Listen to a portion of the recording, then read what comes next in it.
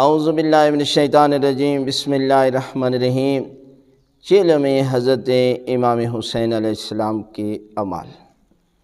چیلم کا دن وہ دن ہے کہ جس دن زیارت اربعین پڑھنے کی بڑی فضیلت ہے۔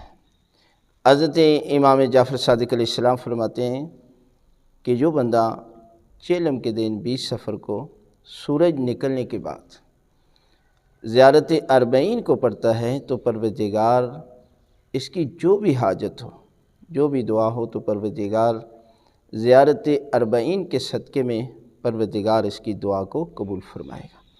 آپ مفاتی میں یا کسی بھی کتاب میں یہ دعا جو ہے وہ لکھی ہوئی مل سکتی ہے، زیارت اربعین پڑھنا، اور اس کے بعد 2 رکعت ہدیہ زیارت اربعین جو ہے وہ آپ بجا لائیں نماز کی طرح۔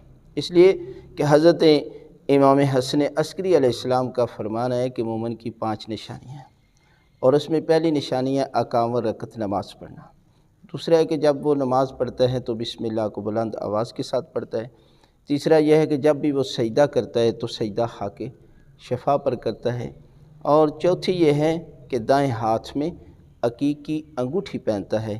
اور 5ویں نشانی یہ ہے کہ چیلم کے دن زیارت اربعین کو پڑھتا ہے۔